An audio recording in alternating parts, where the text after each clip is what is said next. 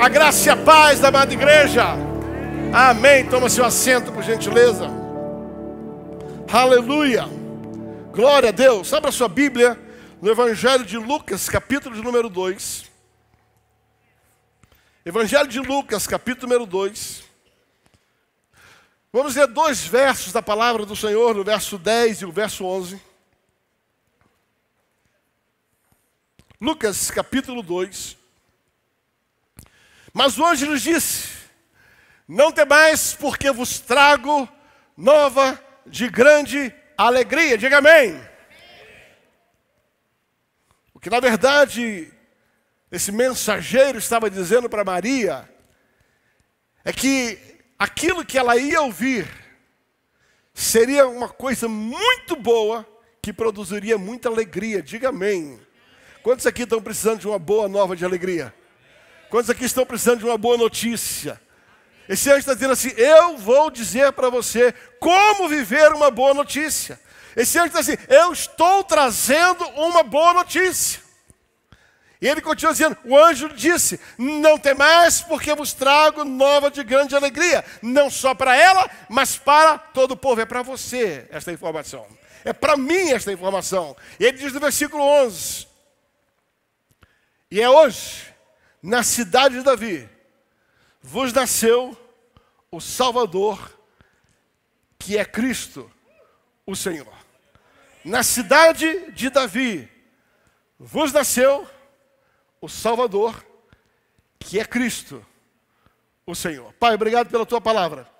Que nesta manhã, nesta noite, a Tua palavra como uma verdade, ela encontre um coração como terra preparada e adubada, para que ela possa colher esta verdade e produzir reais experiências com a verdade. A verdade que transforma, a verdade que liberta, a verdade que cura. Senhor, nesta noite, que a verdade que é Cristo Jesus, ela possa produzir em nós os tributos, os atributos e os efeitos desse poderoso nome, em nome de Jesus. Diga assim: Senhor, obrigado, porque o menino nasceu. Obrigado porque o menino nasceu. Sabe, queridos, todo período que vai chegando aí o final do ano, o Natal, as comemorações,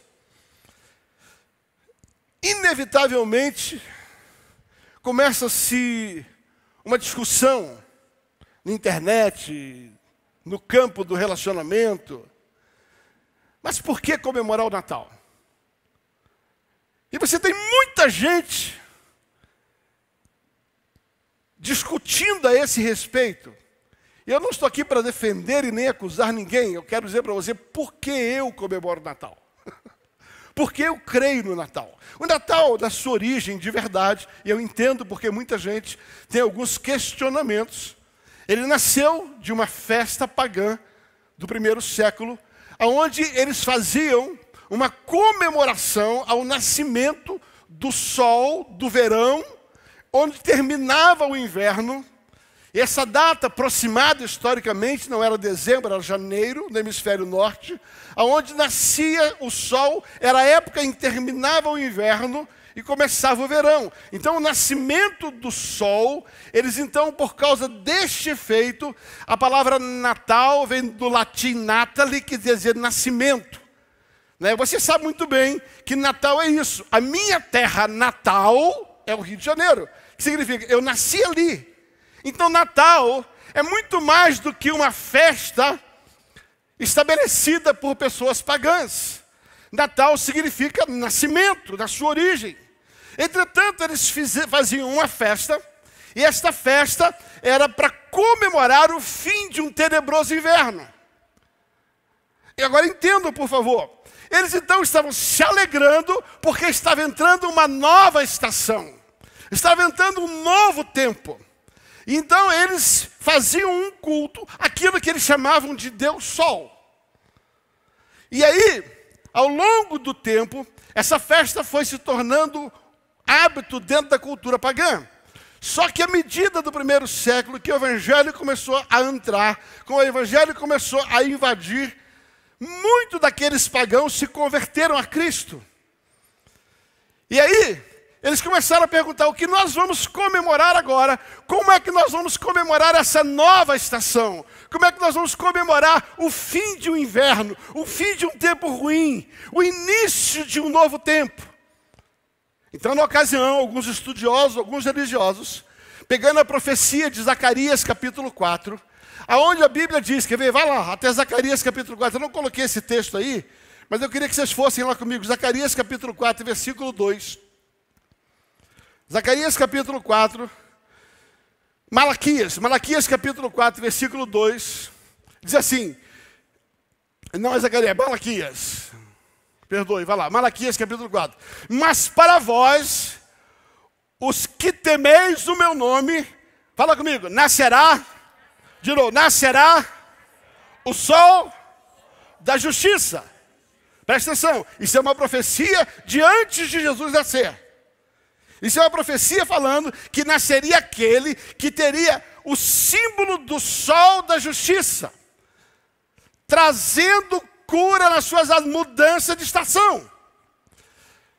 E vós saireis e saltareis, como bezerros soltos no curral. Agora no versículo 3. Pisareis os maus, porque serão como pó debaixo da planta dos vossos pés. Naquele dia que prepararei, diz o Senhor dos Exércitos.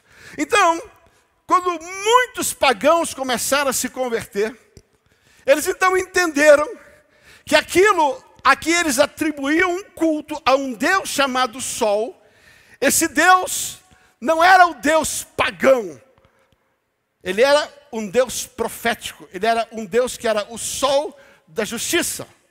Embora os pagãos, eles estabeleceram o astro sol como um Deus e adoravam, até hoje, alguns indígenas entendem muito bem esta questão cultural de adorar a um ser celestial, um objeto celestial, mas o princípio espiritual é que existia uma profecia sobre o nascimento de um sol, um Deus Sol, que seria não aquele Deus pagão, mas o Deus profetizado em Malaquias, que assim, esse Deus, ele não só virá, mas ele te trará cura, ele te trará vitória, ele te trará um novo tempo, e não só isso, ele vai te dar alegria, e como um bezerro que sai do seu curral, vocês se alegrarão com o nascimento do sol da justiça. O sol da justiça, quando nascer, vai trazer boas notícias. O sol da justiça, quando nascer, não será a adoração a um astro, mas será a adoração a um Deus chamado Sol da Justiça, que é Jesus Cristo. E ele diz, e quando este Sol da Justiça nascer, ele não só vai produzir alegria, mas ele vai te dar autoridade para pisar os maus. Será que você entende alguma coisa que eu estou falando? Será que você entende alguma coisa que eu estou falando? Ele vai trazer uma autoridade para que você ponha embaixo dos seus pés o mal. Então, está falando, não é de um astro que era adorado por pagãos, mas está falando de um Jesus que nasceu para transformar a sua vida e a minha vida. A partir daí, a igreja cristã da ocasião estabeleceu a festividade Natal, nascimento. Isto tinha a ver com a conversão daqueles pagãos que agora precisavam não adorar um astro, mas adorar o sol da justiça. E comemorar o nascimento do sol da justiça. Sabe, queridos, ao longo desses anos da minha vida, todo fim de ano é a mesma coisa. Natal, Ah, vai comemorar ou não vai? Faz ou não faz? Coloca ou não coloca? Deixa eu dizer algo para você, queridos. Eu tenho que tomar muito cuidado, e você também, para a gente não pegar uma coisa preciosa e por causa de uma cultura transformar numa coisa ruim. Nós não estamos falando sobre luzinha. Nós não estamos falando sobre árvores. Nós não estamos falando sobre brilho humano. Nós não estamos falando sobre símbolos pagãos como Papai Noel. Sabe, nós não estamos falando sobre isso. Estamos falando sobre um ato profético que a Bíblia estabelece que haveria de nascer o sol. Mas Jesus nasceu no dia 25 de dezembro? É claro que não. Mas como esta data não é possível precisá-la, é possível aproximá-la, mas é impossível precisá-la, precisou se estabelecer uma data.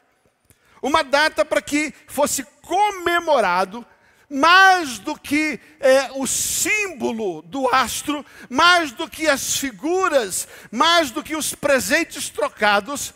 Esta data foi estabelecida para que fosse um marco na sua vida, um marco de quando Jesus nasceu, algo estava para acontecer na sua vida. O nascimento de Jesus, ele é um marco profético de transformação. O nascimento de Jesus é a razão pela qual nós podemos ser felizes. O nascimento de Jesus é a única maneira de comemorar a cura. O nascimento de Jesus é a única forma de nós pisarmos em cima do mal. Logo, Jesus nasceu, não importa quando, eu quero comemorar o seu nascimento. O sol da justiça nasceu.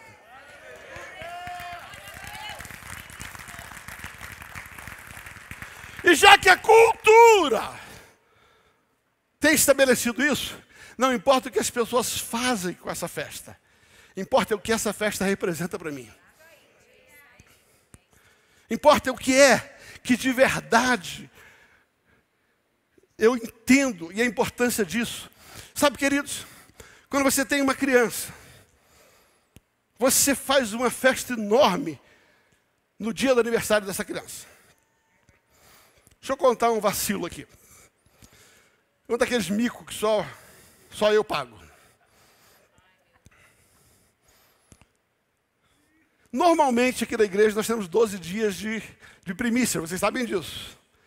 Aí dia 13, quando termina as primícias, normalmente eu faço uma viagem curta com a Mirna, porque no dia 14 de janeiro nós fazemos aniversário de casamento. Então termina os 12 dias de janeiro, nós mudamos, passamos 1, 2 dias fora, e depois eu faço uma viagem mais longa. Todo ano a gente faz isso, ou em família, ou só nós dois. E este ano um amigo, que mora fora, mora em Portugal, ele falou assim, mas por que você não vem para Portugal? Eu já tinha algum tempo. E ele então nos deu a passagem, e eu dei para ele uma data, pode falar, a partir do dia 16, você pode comprar passagem, eu vou ficar até o dia 31 de janeiro. E ele foi lá, comprou a passagem, e eu fiquei feliz da vida e postei no grupo da família. Gente, ganhamos a passagem, estamos indo para Portugal. Vamos viajar no dia 17, vamos voltar no dia 31. Imediatamente, bateu lá e falou assim, não acredito. Era Kemini. Você esqueceu que no dia, vocês vão estar viajando no aniversário de 1 ano do seu neto?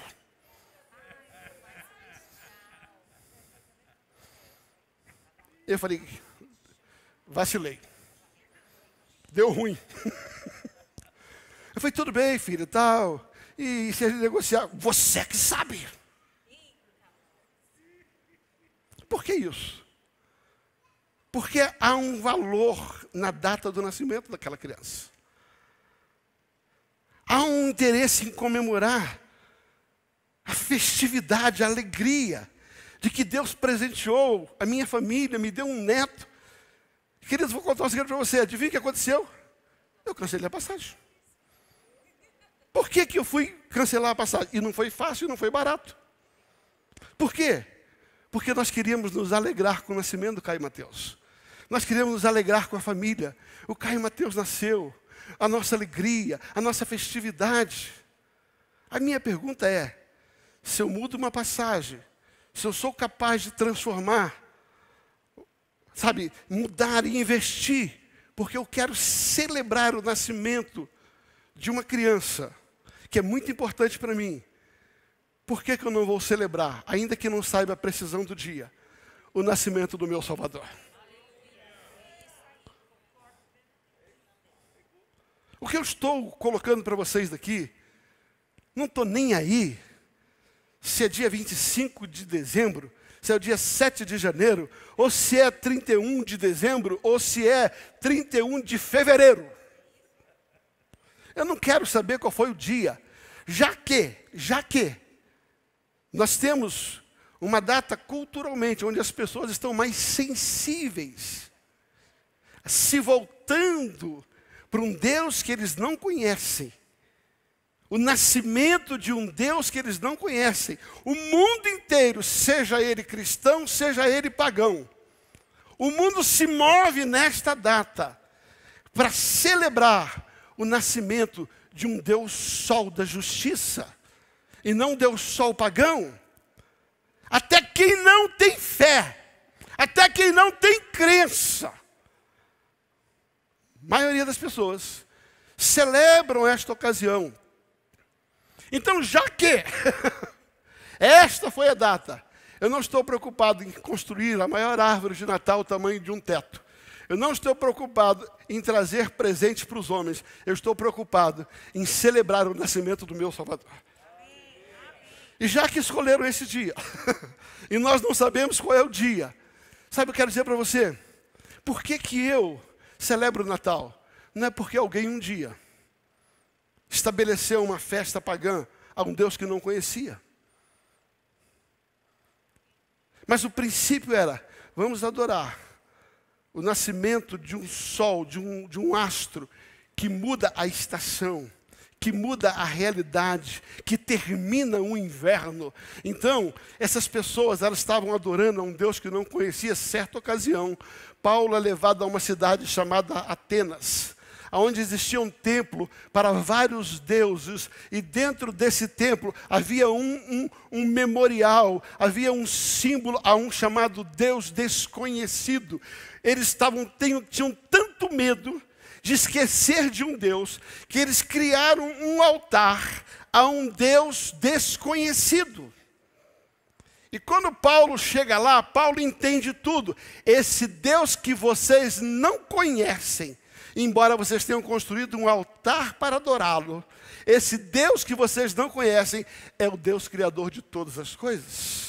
Então, sabe, queridos, eu não estou aí se alguém fez um culto a um Deus que não conhecia, mas eu vou fazer um culto a um Deus que transforma e transformou a minha vida. Eu sei de onde Ele me tirou, eu sei o que Ele fez da minha vida, eu sei que um dia Ele mudou o meu inverno, eu sei que um dia Ele nasceu dentro do meu coração, e o seu nascimento mudou a minha história, mudou a minha vida, mudou a minha família, e eu vou celebrar sim que o sol da justiça, o meu Jesus nasceu.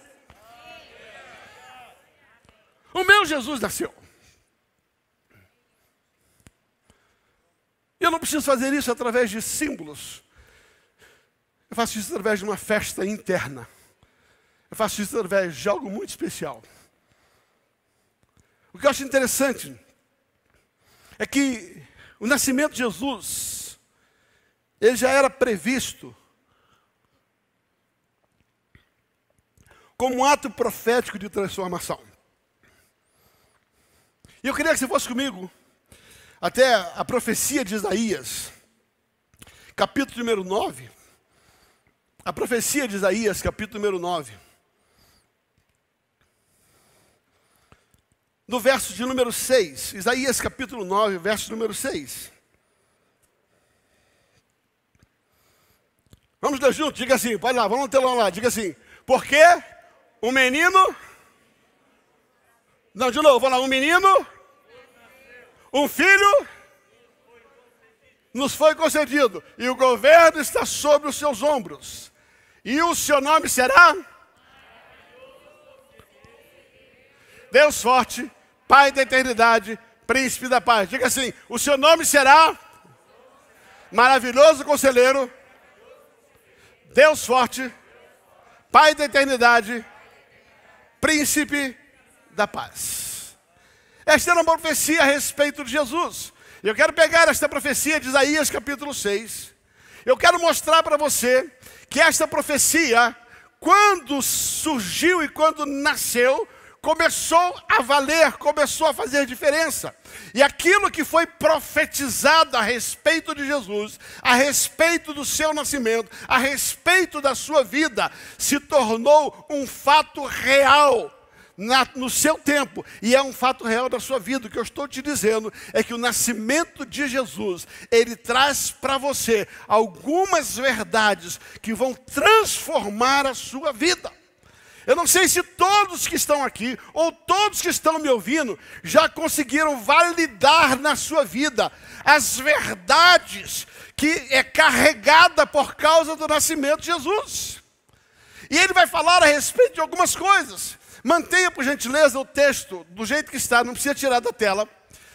Ele vai assim: porque um menino vos nasceu. A primeira coisa que eu queria que você entendesse é que era necessário que Jesus nascesse.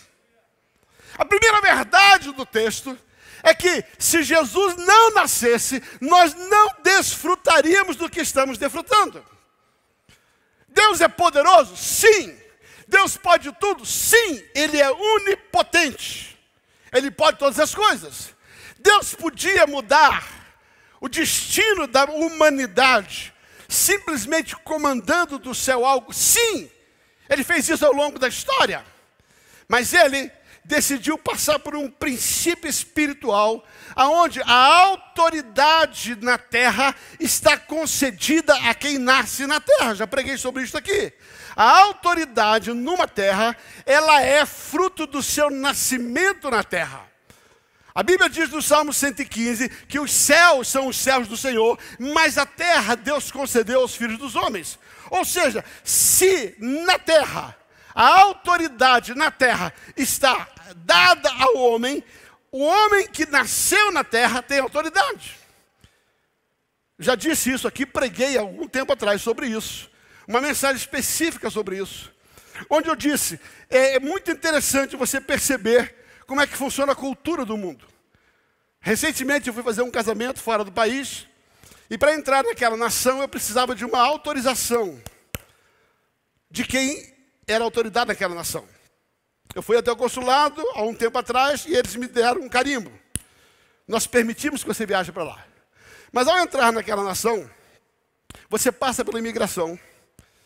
E a pessoa que está ali, não importa seu grau de escolaridade, não importa a sua cultura, simplesmente aquela pessoa está ali, porque ela está naquele posto, ela nasceu naquele lugar, ela pode dizer assim: eu te autorizo a entrar ou não. Eu já vi muita gente voltar da imigração americana para o Brasil, porque a pessoa que nasceu naquele lugar, que tinha autoridade para permitir a entrada dela, não permitiu. Sabe por quê? Porque você não pode entrar numa terra que você não nasceu, sem que alguém que nasceu lá te dê autoridade para isso. Agora, como eu disse e repito, a minha alegria é quando eu volto para o Brasil. Porque quando eu volto para o Brasil, eu vejo aquela fila enorme de pessoas que não nasceram aqui, tem muito mais dinheiro que eu, tem muito mais poder que eu. Gente bacana que vive em mansões, mas está lá na fila, esperando que um brazuca, às vezes sem cultura, diga assim: eu deixo você entrar na minha nação. Porque só tem autoridade para entrar numa nação quem nasceu naquela nação. Sendo assim, Jesus precisava nascer na terra. Fala comigo: Jesus precisava nascer. Ele não podia ter autoridade se ele não nascesse, porque o menino nos nasceu. A primeira verdade é que o nascimento de Jesus é uma legalidade que ele estabelece para que através do seu nascimento ele possa autorizar as pessoas a adentrarem no seu reino. A Bíblia diz que nós temos função, Jesus na oração do Pai Nosso diz que nós venhamos trazer a autoridade do céu para a terra. O que Jesus fez? Ele trouxe a autoridade do céu para a terra, porque ele nasceu aqui. Então a primeira coisa que eu quero que você entenda é que era necessário que Jesus nascesse. Era necessário que a profecia se cumprisse. Um menino nos nasceu. E você conhece a história, não estou pregando sobre o Natal, estou pregando sobre a importância do nascimento de Jesus. Era necessário que Jesus nascesse e nascesse em carne. Porque isso daria a Jesus a autoridade sobre a terra. Um menino nos nasceu. Mas mais do que isso, a segunda verdade é que um filho se nos deu. E aqui começa algo muito interessante. Se era necessário que Jesus nascesse, era necessário que ele trouxesse a autoridade do seu pai. Era necessário que ele governasse pela autoridade do seu pai. Então ele diz assim, um filho se nos deu. Quem é que deu esse filho? João capítulo 3, versículo 16. Porque Deus amou o mundo de tal maneira que nos deu, quem? Seu filho. Um filho se nos deu. Por quê?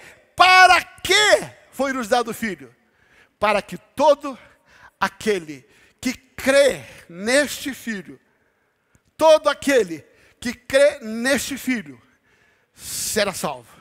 Não era só necessário que ele nascesse, mas era necessário que ele trouxesse a autoridade do Pai. Era necessário que este filho fosse dado para mim e para você. E onde está a nossa salvação? Está que quando nós olhamos a Jesus Cristo, nós entendemos que ele tem autoridade para mudar a nossa autoridade. Jesus trouxe do Pai a autoridade na terra. E quando ele trouxe a autoridade de filho. Agora preste atenção. A Bíblia diz que Deus amou o mundo de tal maneira que deu o seu filho, fala comigo, unigênito. De novo, unigênito. De novo, unigênito. Unigênito fala, o seu único filho. Quantos filhos Deus tinha? Um. Quantos filhos Deus tinha? Um. Deus só tinha um filho. Agora, quando ele nos deu o seu filho, um filho se nos foi concedido. Um filho nos deu. Qual foi o propósito pelo qual esse filho foi dado?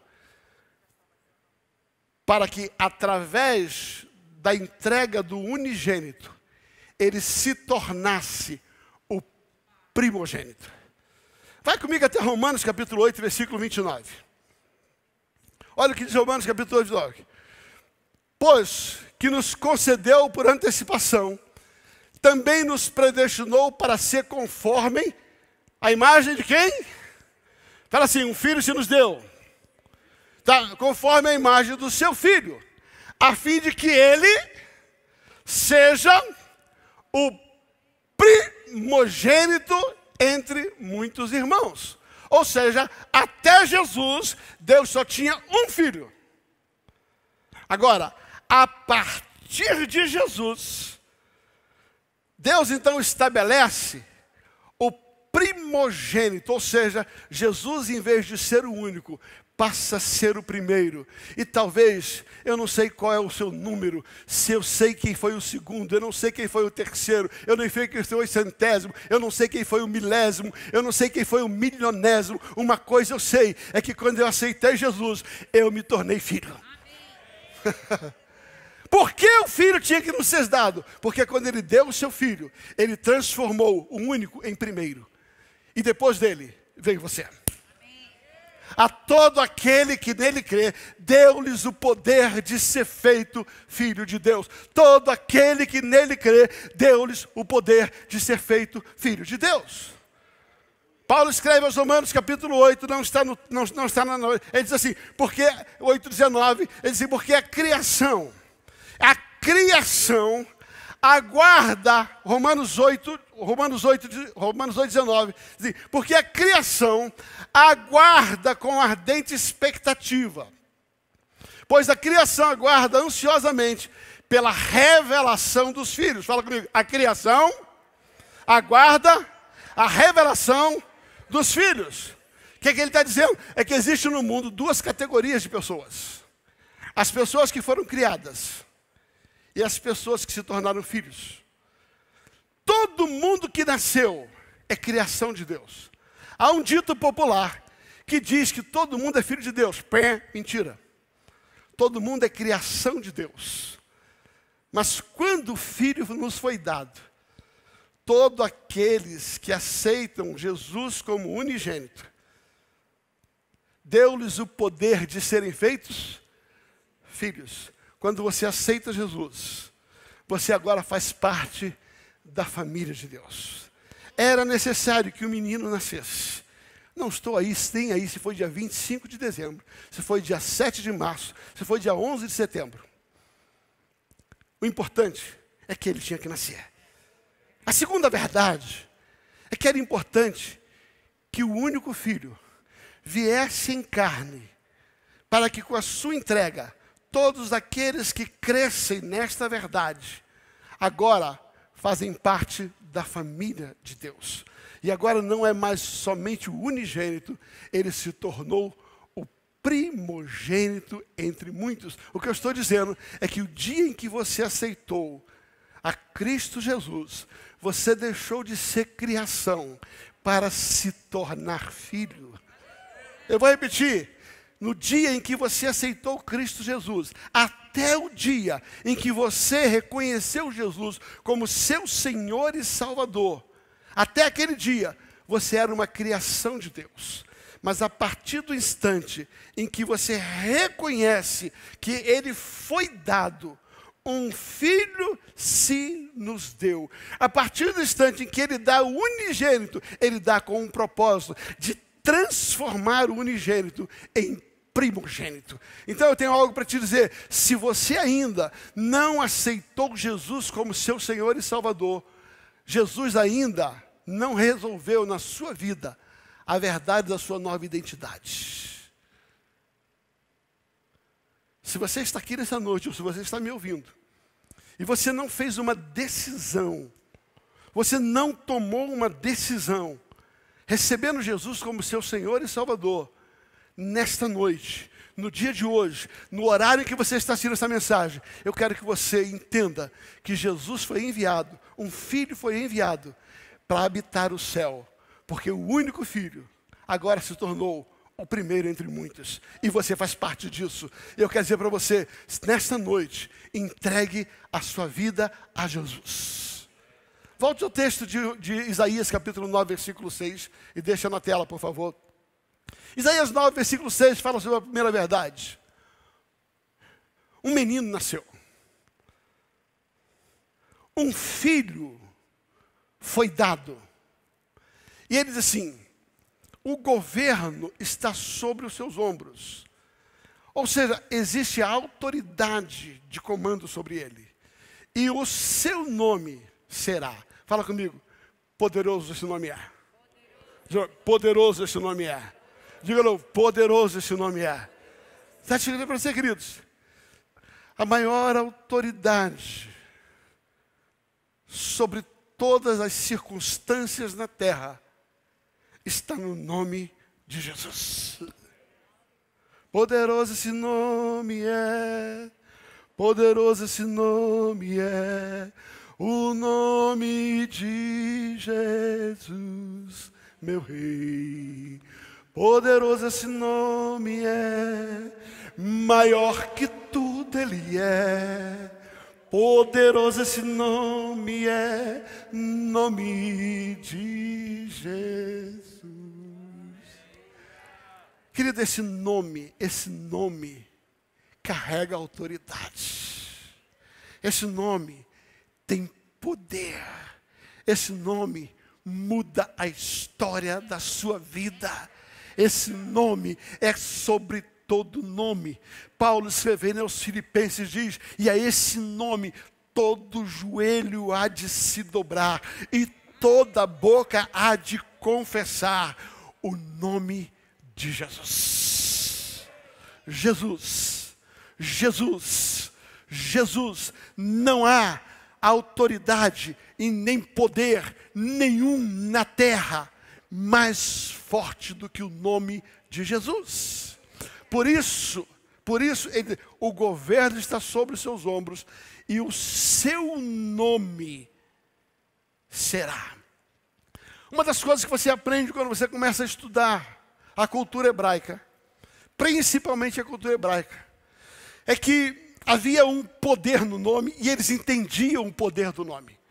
O nome dos filhos, quando uma criança nascia, o seu pai recebia uma orientação do que ele cria que aquele menino ia viver. O nome de uma criança representava uma crença naquilo que aquela criança viveria. Na cultura hebraica, não se escolhia o nome de uma criança por afinidade, não se escolhia o nome de uma criança simplesmente porque achava o nome bonito, porque era o nome da moda. O nome, ele carregava alguns atributos. O nome carregava algumas autoridades. Quando se criava uma criança, esta criança recebia o nome daquilo que os pais acreditavam que seria a vida daquela criança e a autoridade que ela carregava. Há uma história muito interessante. Num tempo onde a arca do Senhor foi tomada, no tempo de Eli, os seus filhos, que não valorizavam Deus, eles levaram a arca do Senhor como um amuleto, e a arca foi tomada. Quando a arca foi tomada e ela foi levada, havia uma mulher grávida, e esta mulher então deu à luz a criança. E quando deu à luz a criança, perguntaram, qual será o nome dessa criança? Ela falou assim, Icabode. Sabe por quê? Porque Icabode significa assim, foi-se a glória, foi-se a arca. Aquela criança nasceu, e o nascimento daquela criança marcava um desastre. Marcava a ausência da glória de Deus. Marcava que aquela criança simbolizava, o seu nascimento simbolizava uma destruição, simbolizava a ausência de Deus. Semelhantemente, quando foi dado o nome ao menino, o nome lhe foi dado, Isaías capítulo 7 vai falar sobre isso. Ele fala assim, esta criança vai nascer, e o seu nome será Emanuel. Fala comigo, Emanuel. Diga assim, Emanuel. É interessante quando o anjo vem até José, e ele diz assim, esse menino que vai nascer, ele é filho do Altíssimo, e o seu nome será Emanuel. Significa Deus conosco. Fala, Deus conosco. Diga assim, Emanuel significa Deus conosco. Se Icabode significa Deus se foi, Jesus, Emanuel, significa Deus voltou. Deus está presente, Deus está conosco. Ou seja, o nome de Jesus, o nome Emanuel, significa que começaria um novo tempo, uma nova etapa, aonde agora não mais a glória que se foi permaneceria, agora a glória voltaria e seria para sempre.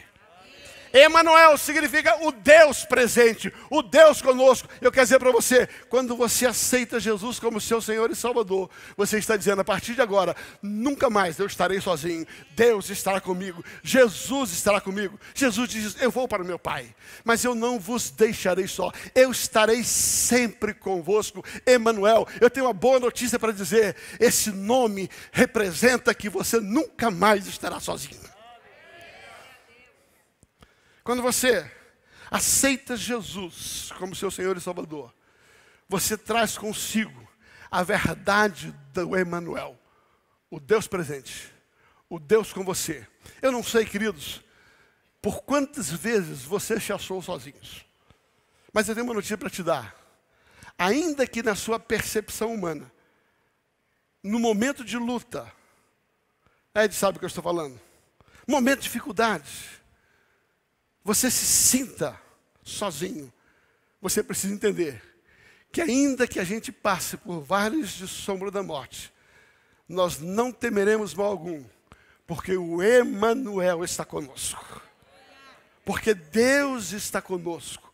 O Emanuel não nos abandona. Gosto demais do conto de Francisco de Assis sobre as pegadas na areia. Já contei isso aqui, gosto de repetir, porque ele simboliza muito bem aquilo que a gente precisa entender. Francisco de Assis tem um conto dizendo que certo homem que andou com Deus, ao morrer ele foi ao céu, chegou lá, viu 2 telões. Num telão havia passado a história da sua vida, e no outro havia um grande deserto, onde ele via pegadas.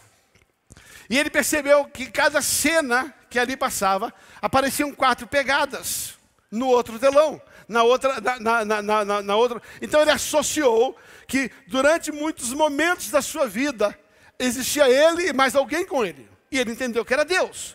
Mas ele também percebeu que alguns momentos, e por acaso eram os momentos mais difíceis da vida dele, quando passou tribulações, quando passou luta, quando passou dificuldade, no ato daquela cena de tribulação e de luta, naquele telão só tinha 2. Só tinha uma pessoa, só tinha 2 pés. E aquele homem então pergunta, segundo esse conto: Senhor, por que nos momentos mais difíceis, por que nos momentos de luta, o Senhor não estava comigo? Por que no momento de luta só tinha 2 pés ali? E disse então que Deus responde para ele: filho, você está enganado. Naqueles momentos de luta, aquelas pegadas não eram suas, eram minhas, porque eu te carregava no colo, nos seus momentos de dificuldade. Cara, Deus é Emmanuel, Jesus é Emmanuel, o Deus presente. E no dia da luta, no dia da dificuldade, ainda que pareça que você está só, Ele está te conduzindo no colo. Sabe, deixa eu dizer para você, o nome é poderoso. O nome carrega autoridade. O nome, ele traz atributos proféticos. E ali fala sobre 4 atributos proféticos. E eu quero agora, nessa parte da mensagem, provar para você, mostrar para você, que os atributos profetizados por Isaías, eles foram manifestos no ministério terreno de Jesus. E eles serão manifestos na sua vida. Porque quando você recebe Jesus, quando você entende que o menino nasceu, quando você entende que o filho foi dado a você, quando você entende o poder do nome e que você não mais está só, você começa a viver 4 realidades. Realidade número 1, Ele é o maravilhoso conselheiro. Levanta a mão e diga assim: obrigado, porque eu tenho alguém para me aconselhar. Ele é o maravilhoso conselheiro. Sabe, queridos, você vai perceber no ministério terreno de Jesus, que Jesus é aquele que não só sabe o conselho, mas Ele tem prazer em te dar conselhos. E eu separei aqui alguns conselhos, algumas perguntas que foram feitas a Jesus, que são perguntas muito atuais, e que Ele, na sua sabedoria, soube aconselhar. A Bíblia vai contar uma história muito interessante, que foi feita uma pergunta para o Senhor, e essa pergunta era assim: Senhor, o que eu faço para herdar a vida eterna? Talvez aqui seja uma pergunta que nós tenhamos dentro da gente. Será que eu sou salvo ou não? Será que a decisão que eu fiz por Jesus me deixa salvo ou não? Será que aquele ato, o fato de vir à igreja, seguir algumas normas religiosas, isso me garante salvação? E é interessante que essa pergunta é feita por 2 pessoas bem distintas. A primeira foi um religioso, um doutor da lei. Tá? Isso está lá em Lucas capítulo 10, versículo 21. A Bíblia diz que um homem doutor da lei pergunta ao Senhor: o que é necessário para que eu seja salvo? O que é necessário? O que é necessário para que eu herda a vida eterna? Ele vai dizer: Senhor, o que eu preciso fazer para herdar a vida eterna? Depois vai adiante, porque é longo o texto, eu não vou ler todo ele. Mas Jesus, esse homem chega para Jesus e diz assim: o que é necessário para eu herdar a vida eterna? Aí Jesus diz assim: conhece o mandamento? Ele falou: sim, claro que eu conheço os mandamentos. Amarás ao Senhor teu Deus e amarás ao seu próximo. Jesus diz assim: é só você cumprir esse mandamento. Ame a Deus e ame ao próximo, e você vai herdar a vida eterna. Aquele homem, então, ele faz a segunda pergunta: Senhor Deus, quem é o meu próximo? E Jesus conta a parábola do bom samaritano, onde ele vai dizer assim: o seu próximo é aquele que você passa por ele, E quando você vê a necessidade dele, em vez de você ser um religioso, e Jesus fala sobre 3 personagens, fala sobre um sacerdote, sobre um levita e sobre um homem comum, sobre um samaritano. Ele fala assim, não adianta você ser religioso, não adianta você ser sacerdote, não adianta você ser levita. Se você tem a sua relação com Deus, mas não entende que essa relação com Deus precisa se manifestar com o próximo, você está comprometendo a sua salvação. Aí, meu Deus, presta atenção, eu estou falando de novo. Ele está dizendo assim, todo mundo que é salvo, é natural que por gratidão se preocupe com o seu próximo. Ame o seu próximo. Porque a Bíblia diz, quais são os mandamentos? Ame a Deus e ame ao próximo. Quando você faz um estudo sobre esta afirmação, você vai descobrir que essas duas afirmações, amar a Deus e amar ao próximo, ela resume os 10 mandamentos de Números 20. Tá? Você vai perceber que os 4 primeiros mandamentos, são as nossas responsabilidades para com Deus. Amarás a Senhor teu Deus, não terás outro Deus diante de ti, guarda para santificar. Os 4 primeiros mandamentos da lei dizem respeito ao nosso amor para com Deus. Mas os 6 mandamentos seguintes, honra teu pai e tua mãe, não matarás, não furtarás, não adulterarás. Os outros 6 mandamentos têm a ver com a minha relação com o próximo. Então, quando você resume os 10 mandamentos em 2, quais são as minhas responsabilidades para com Deus, o meu amor para com Deus, as minhas funções para com Deus, 4. As minhas funções para com o próximo, 6. Então, para eu herdar a vida eterna, eu tenho que cumprir as minhas 4 relações com Deus, mas eu tenho que cumprir os meus 6 relacionamentos com o homem. Eu tenho que agir com o homem em amor ao homem. Só para você entender algo, o apóstolo do amor, o apóstolo João, ele vai dizer o seguinte, aquele que diz que ama a Deus, a quem não vê, e odeia o seu próximo a quem vê, esse é mentiroso. Como pode alguém amar a Deus a quem não vê, se não transforma esse amor a Deus em amor às pessoas? O que ele está dizendo é o seguinte, o que Jesus está respondendo para esse homem é, não adianta você ser um religioso, não adianta você só cumprir as suas atribuições com Deus, porque existem responsabilidades a partir do instante que você se tornou cristão para com o próximo. Então ele começa dizendo assim, sabe, existe o primeiro atributo daquilo que você vai perguntar, Jesus é o grande conselheiro. E quando alguém pergunta, como eu vou herdar o reino dos céus? Ele está dizendo em outras palavras, Jesus responde como um maravilhoso conselheiro, ele diz assim, continue amando a Deus, cumpra seu trabalho com Deus, realize a sua devoção com Deus, mas não esqueça que você tem um próximo. Eu não vou entrar nisso, depois você pesquisa. Você vai perceber que quando Deus destruiu Sodoma e Gomorra, não destruiu só porque eles praticavam sexo ilícito. A Bíblia diz que eles desprezavam os pobres, as viúvas. Isso entristeceu a Deus. A Bíblia diz em Malaquias que o Senhor virá como testemunha veloz contra todos aqueles que defraudam a viúva, defraudam o órfão, defraudam o trabalhador. E ele está dizendo assim, sabe, nós temos responsabilidades.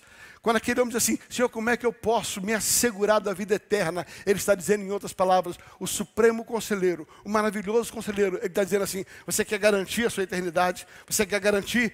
Cumpra as suas responsabilidades com Deus e cumpra a sua responsabilidade com o próximo. Interessante que esse foi um doutor da lei. Jesus fala sobre a parábola do bom samaritano e fala, não adianta você ser um sacerdote se você vê o próximo e passa de largo. Não adianta você ser um levita se você vê o necessitado e passa de lado.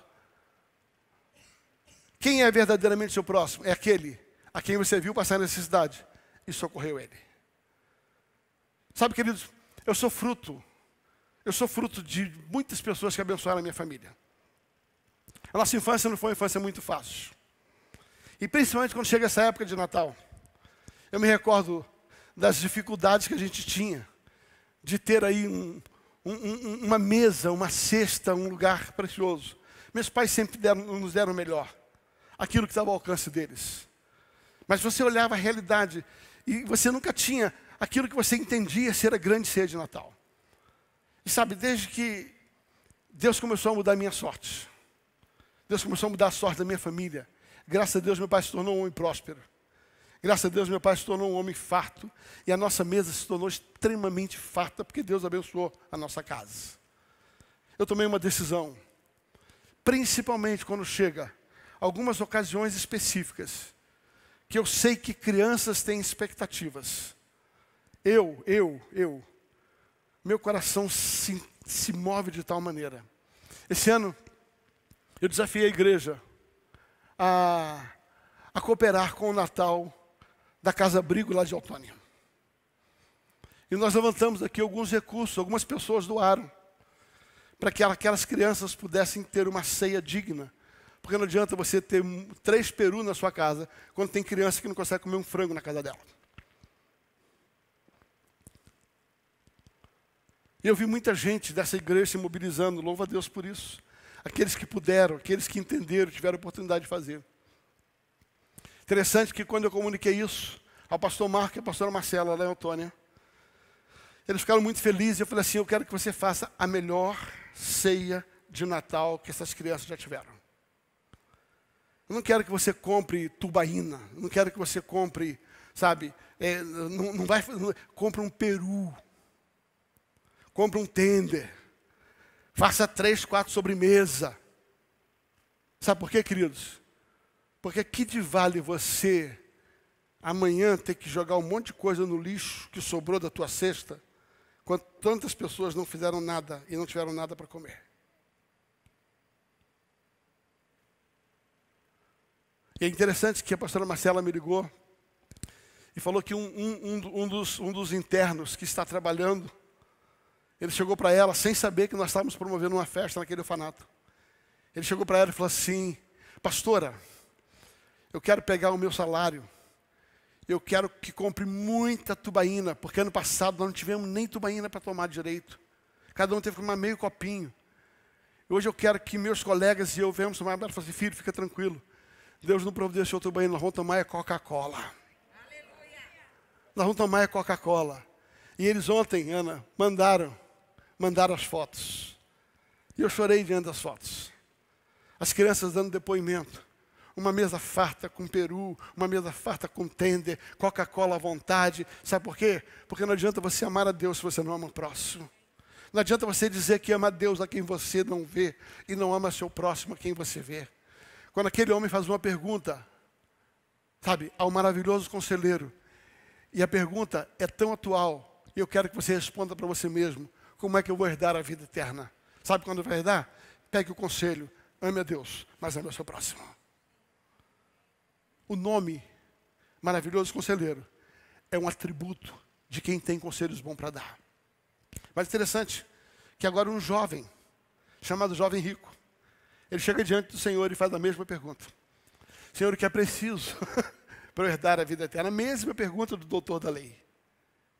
E quando ele faz aquela pergunta, Jesus responde de outra maneira. Ele diz assim, conhece os mandamentos? Ele falou, sim, sigo todos eles desde a minha infância. Ele falou, tá bom. Então agora só lhe falta uma coisa. Só lhe falta uma coisa. Vai, vende o que tens, dê aos pobres e siga-me. E a Bíblia diz que aquele rapaz saiu triste, porque apesar de amar a Deus, ele amava mais o dinheiro do que a Deus. Ele amava mais o que ele tinha do que quem Deus era para ele. O Deus dele, na verdade, era o dinheiro. A sua prática religiosa era uma forma de se justificar a Deus, mas não era uma atitude transformadora. Pastor, você está dizendo então que só vai para o céu quem vende tudo? Não, não é isso que eu estou dizendo. Isso foi falado para aquele rapaz, porque aquele rapaz tinha feito do dinheiro o seu Deus. O maravilhoso conselheiro está dizendo para você e para mim, para você ser salvo, saiba o lugar das coisas na sua vida. E nunca deixe as coisas tomar o lugar de Deus. Eu vou repetir. Saiba que as coisas são importantes, mas não faça das coisas a sua segurança. não tenha nas coisas a tua confiança. Hoje o Tiago pregou pela manhã sobre confiança. E nós estávamos falando exatamente sobre isso. Sabe, em quem você confia? Em quem você confia? Sabe, ele é um maravilhoso conselheiro. Mas eu acho interessante, Luiz, Rogério, vocês que trabalham com casais, Vanessa, certa ocasião, alguém perguntou para o maravilhoso conselheiro, uma pergunta tão atual, que ele soube responder naquela ocasião, e que a resposta vale para hoje. A resposta é possível se divorciar? Alguém perguntou, é possível se divorciar? Porque Moisés deu o direito a divorciar.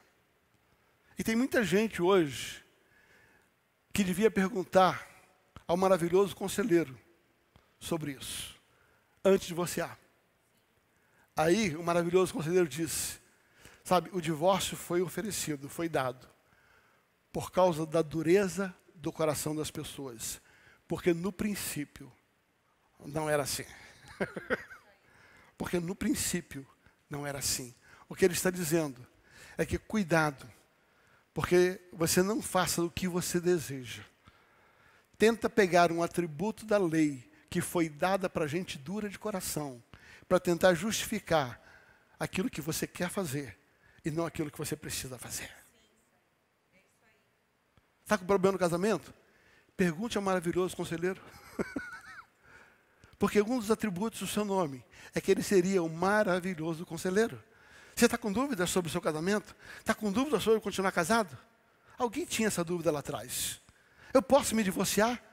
E aí Jesus falou assim, sabe, embora Moisés tenha dado a carta de divórcio, deu, porque aquele povo era de dura cerviz, era dureza de coração. E você sabe que pessoas duras de coração, elas primeiro começam desfazendo sua aliança em casa, depois desfazem sua aliança com Deus.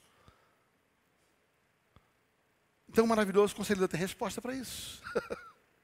Um dia, um casal estava separando e os dois estavam realmente decididos a separar. E sentaram na mesa e depois de muita conversa, eu vi que a coisa estava bem difícil. Eu falei, olha, só tenho uma pergunta para fazer. Nessa decisão de vocês separarem, está na mão de vocês declarar quem vai vencer essa briga. E vocês têm em vocês a autoridade de dar a vitória ou para Deus ou para o diabo. Eu quero que vocês me respondam. Se vocês separarem, quem ganha? Deus ou o diabo? Se vocês separarem hoje, quem é que lucra com isso? Porque o que está em foco não é se o marido lucra, se a mulher lucra ou se os filhos lucram.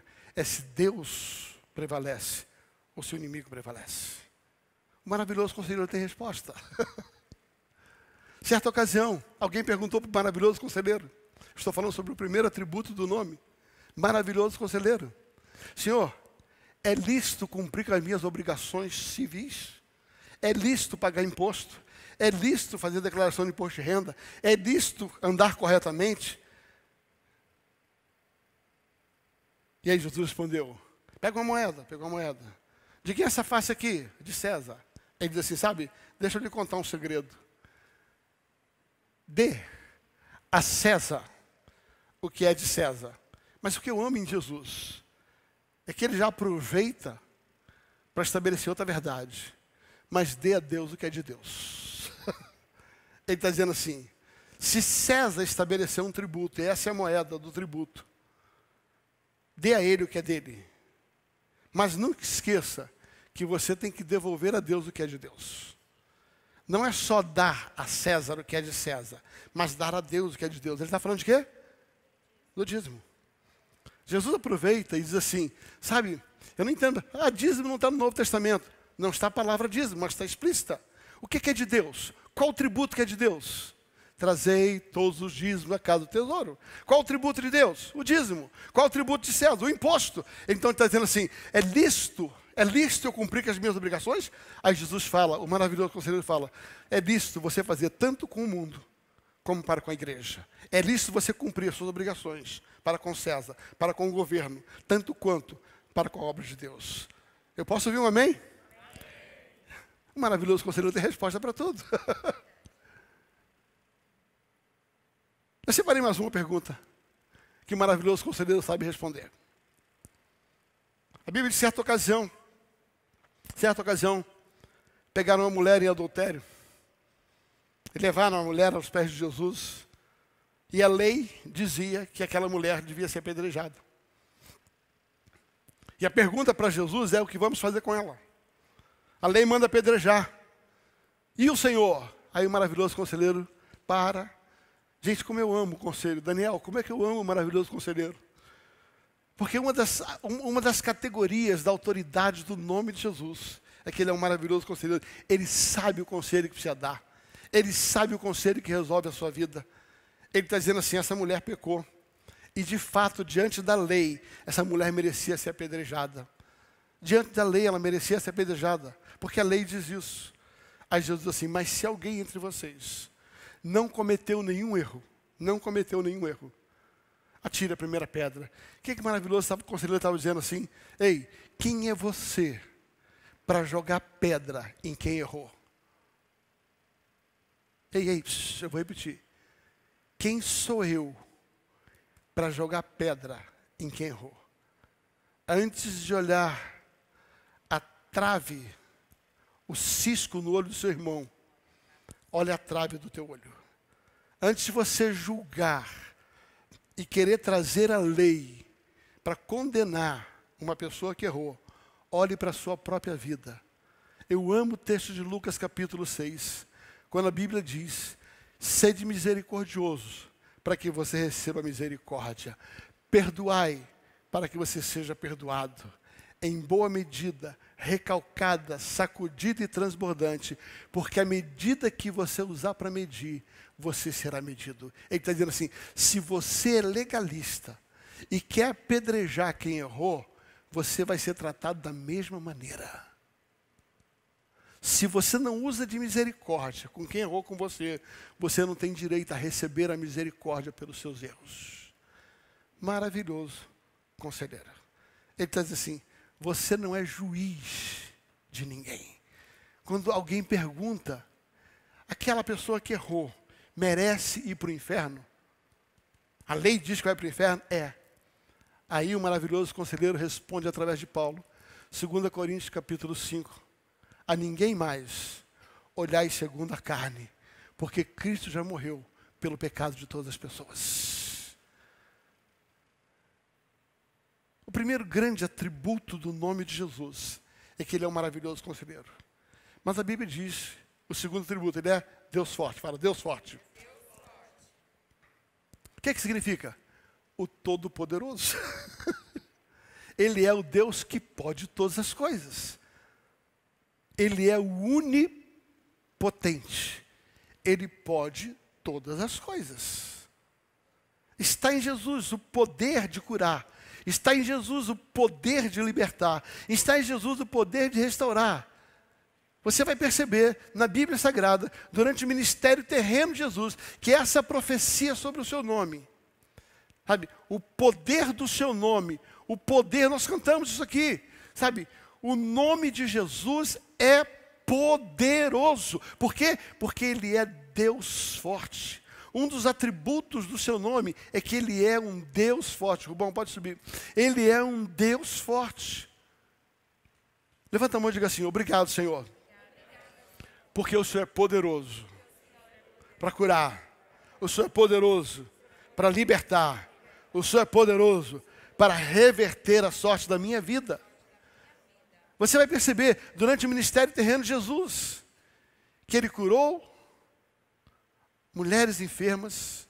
Um dia ele passa por uma cidade. E ele percebe que ali viu um homem: Senhor Jesus, filho de Davi, tem misericórdia de mim. Jesus pergunta: o que queres que eu te faça? Ele falou: que eu seja curado. Jesus falou assim: eu tenho poder para isso, eu quero ser curado. Eu tenho uma palavra para te dizer: o Jesus que curou aquele cego de Jericó é o Jesus que cura a sua enfermidade hoje. Porque ele é o Deus poderoso. E eu declaro que nesta noite o Deus poderoso se manifestará na sua vida. O Deus poderoso vai liberar o poder dele. O nome de Jesus é poderoso. é poderoso. Ele não só tem um maravilhoso conselho, mas acima de tudo, Ele é um Deus forte. Eu não sei qual é o seu problema, eu não sei qual é a sua necessidade. Eu sei que Ele pode. Não só uma força na profecia sobre Ele, mas durante seu ministério terreno, esse poder se manifestou. E o Deus de ontem é o Deus de hoje. E eu quero declarar que Ele é poderoso para mudar a tua sorte. Ele é poderoso para curar a sua enfermidade. Ele é poderoso para restaurar aquilo que lhe foi roubado. Ele é poderoso para te libertar, porque Ele é um Deus forte. Mas Ele também é o Pai da eternidade. Ele é o Pai da eternidade. O poder do nome, baby, o poder do nome. Ele é o Pai da eternidade. Ou seja, está sobre Ele o poder de garantir a sua eternidade e a minha eternidade. Jesus estava para deixar essa terra. Ele chamou os seus discípulos, João 14. Ele diz: filhos, eu vou para o Pai.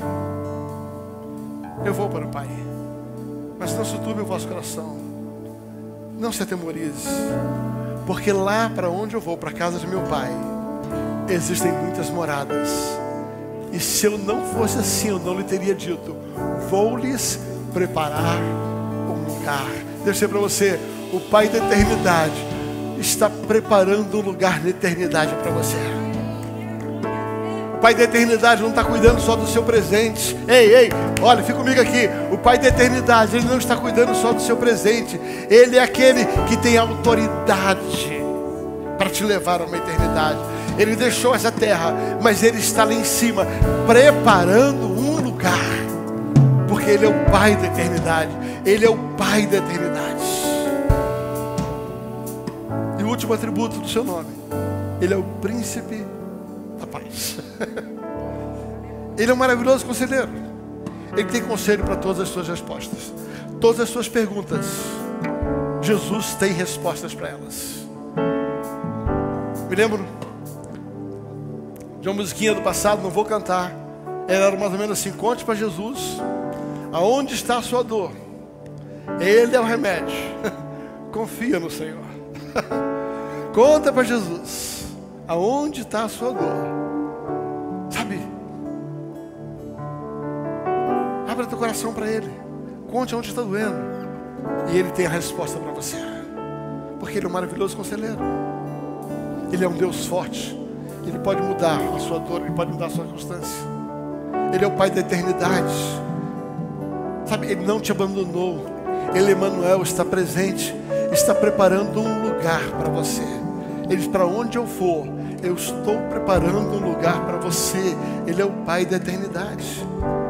Mas Ele também é o Príncipe da Paz. Ele é o Príncipe da Paz. Se existe um atributo que nós precisamos desfrutar nesse tempo, é a paz. Sabe, queridos, o maior prejuízo que o Covid trouxe foi tirar a paz das pessoas. Muita gente perdeu sua vida. Isso é ruim, terrível. Mas o número sem fim de pessoas perderam a sua paz, perderam a sua esperança. Eu quero dizer para você, ainda que o Covid tenha trazido essa sequela de inquietação, de incerteza, o nome de Jesus, Ele é o Príncipe da Paz. Em João capítulo 14, versículo 27, Ele diz: deixo-vos a paz, a minha paz vos dou. A minha paz não é como a paz desse mundo. Não é uma paz natural. A paz que eu tenho para dar é diferente dessa paz. A paz que eu tenho para te dar, ela é além das circunstâncias.